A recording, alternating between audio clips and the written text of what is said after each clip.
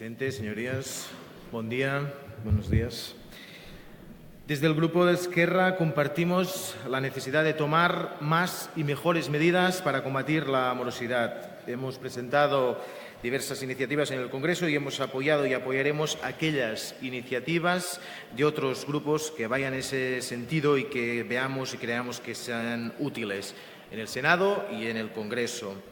En primer lugar, porque es un problema cronificado, al cual el Gobierno no ha respondido de forma eficaz y con franqueza. En muchas ocasiones dudamos de su voluntad real, sobre todo debido a la lentitud. La ley que establece medidas contra la morosidad es una ley que ni vigila ni sanciona y entendemos que es uno de los principales déficits y que precisamente es objeto de esta propuesta que nos llevan hoy. Y es que evidentemente no se cumple suficientemente y es que no se cumplen los plazos de pago. ¿Y quién no cumple? Pues mayoritariamente grandes empresas y administración pública. Así también lo revelan estudios de la plataforma multisectorial que hablaban al inicio, cuando presentaban esta iniciativa, contra la morosidad, como recoge la parte expositiva también de la misma propuesta, la cual, tras analizar los balances de las compañías del IBEX 35 del sector no financiero, publicados por la Comisión Nacional del Mercado de Valores, las sociedades no financieras del IBEX 35 pagan a sus proveedores en plazos muy superiores a los permitidos por la ley.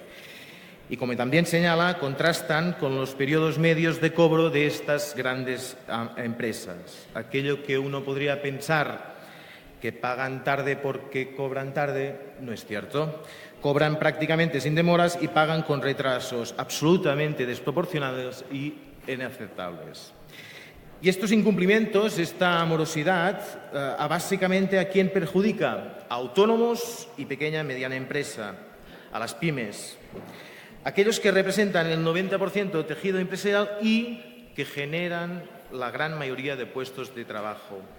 Y precisamente desde PIMEC, la confederación patronal más representativa que representa y defiende los intereses de las micro, pequeñas y medianas empresas y los autónomos de Cataluña, señalan como una de las principales problemáticas la morosidad. Y al mismo tiempo que el 92% de las empresas son favorables a establecer un régimen sancionador. Y es precisamente desde esta perspectiva y ante la necesidad de proteger a estas pymes, a las microempresas, que nos parece necesario y urgente tomar medidas. Medidas que van tarde,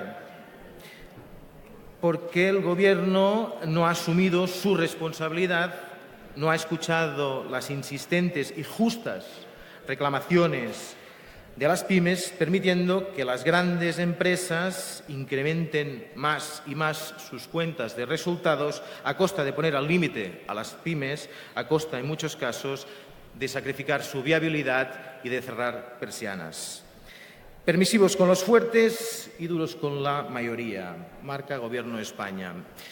Y no quería dejar de pasar ocasión para recordar que la morosidad es un problema que complica la competitividad de las empresas, cierto, pero también de la Administración, por ejemplo, cuando las empresas se conviertan en morosas como con Hacienda, como sería el caso de las empresas que había presidido el ministro Morenés o la familia de ministra de Sanidad, porque generan un grave problema a las arcas del Estado y que nos afecta a todos y que generan también, obviamente, problemas de credibilidad a la hora de exigir responsabilidad a los contribuyentes.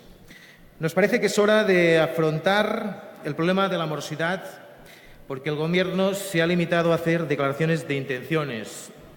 Esperamos que no sea el caso de la propuesta de hoy, esperamos que los grupos apoyen esta propuesta y, sobre todo, que vaya adelante, y que no quede bloqueada, que no quede en hibernación como algunas de las propuestas ya aprobadas en esta materia.